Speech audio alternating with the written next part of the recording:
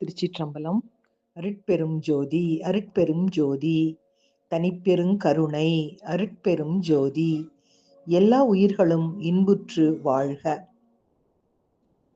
தில்லைக்கூத்தனின் அந்த பிரம்மாண்டமான ஆனந்த தாண்டவ கோலத்தை சிதம்பரம் கோயிலுக்கு சென்றிருப்பவர்கள் பார்த்திருக்கலாம். பெருமானின் காலடியில் மிதிபட்டு கிடக்கும் அந்த உருவம் முயலகன், அதாவது அசுரன் முயலகன். அவர் அங்கு சும்மா கிடக்கவில்லை, அது ஒரு பெரும் தத்துவத்தின் குறியீடு. அந்த முயலகன் யார்? அவன் வெறும் அசுரன் மட்டும் அல்ல, நம் ஒவ்வொருவருக்குள்ளும் மறைந்திருக்கும் அறியாமை மற்றும் ஆணவம் ஆகியவற்றின் உருவம். அந்த முயலகனை கொல்லாமல் சிவபெருமான் முழுமையாக அவரை அழிக்காமல் தன் காலடியில் அழுத்தி மட்டும் வைத்திருக்கின்றார்.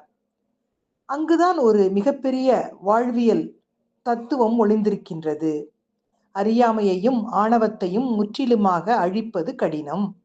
ஆனால் அவற்றை எப்போதும் நம் கட்டுப்பாட்டிற்குள் நம் காலடியில் வைத்திருக்க வேண்டும் என்பதே அதன் பொருள். இந்த ஆழமான தத்துவத்தை நாம் புரிந்து கொள்ள வேண்டும்.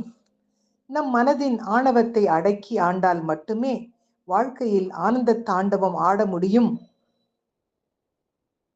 என்பதனை சொல்லி இதை இன்றைய சிந்தனையாக்கி, நடராஜா நடராஜா நர்தன சுந்தர நடராஜா அருட்பெரும் ஜோதியை கண்டேனே ஆனந்தத் தெள்ளமுது உண்டேனே சிதம்பரம் கண்டவர் ஜெகமீதே திரும்பி பிறவார் நிஜமீதே பொன்னம்பலத்தவர் புண்ணியனே புவனமெல்லாம் தொழும் கன்னியனே நடராஜ சபைதனை நாமடைவோம் நமனணுகாமலே வீடடைவோம் சிற்சபைநாதா சிவசரணம் திருவடி தருவாய் சிவசரணம்.